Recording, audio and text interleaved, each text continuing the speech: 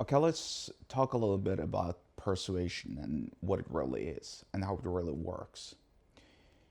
I'm not going to recite the whole story to full detail, obviously, because it involves people that I know too well in my life, whose identities I don't want to reveal.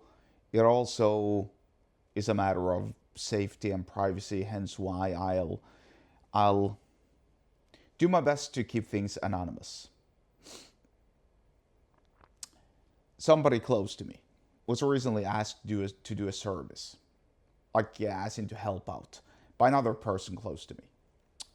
The first person said no. The person asked said no, I don't want to do it. I don't feel like doing it. This is an inconvenient time to me. Don't disturb me. Don't ask me to do stuff when I don't want to do it. It's bad. I don't want to do it.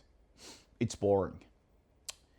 And so the other person and me did our best to convince and persuade the other person, or the person who said no, to actually, move ahead with the task. Because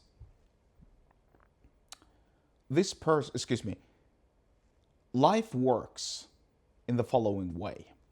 There's always a problem appearing. Always. You can count on it.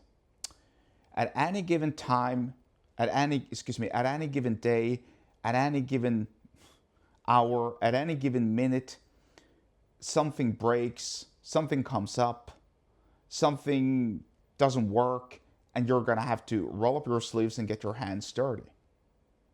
And that's just the nature of the game. It always usually comes at the most convenient hour. Now, you can do a lot to mitigate this, for sure. You can prepare in advance and assure that things hopefully don't happen, but usually they always will happen.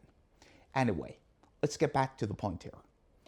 This person said no, and I had to do my best to convince them to actually do it.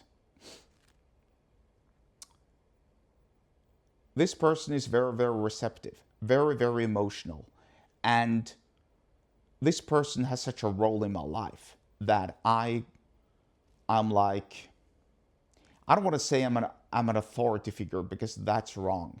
It's none of that sort. But let me just say that I wield persuasion akin to perhaps somebody above the other person in a hierarchy. That's about as specific as I can go without revealing too much information. Hence, why the other person is very, very receptive to my words. Now, using just words, I let this other person know how when life demands something from you, you just can't walk away. You just can't hide and pretend like you don't see things and do your best to hide away in plain sight. That's not how it works. We can't hide beneath our beds. We actually have to roll up our sleeves and get our hands dirty. Now, this person got very, very emotional. So much so, they had a reaction. They had a physical, emotional reaction. And all I did was lecture them on how life works. I didn't raise my voice. I didn't use threats. I didn't curse. I didn't exaggerate. I didn't lose my temper. All I did was speaking calmly in this voice, the very same voice that I'm doing now. And it had such a profound effect on that person. No machine could have done that.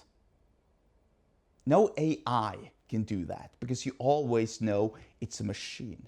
But when it's another human being who used the same sort of device that make other humans flawed as a weapon against them and as a tool to get it your way, you become, well, I don't want to say invincible because that's the wrong word, but you certainly become stronger. You become stronger and more persuasive. Your persuasion gets amped up. It gets leveled up.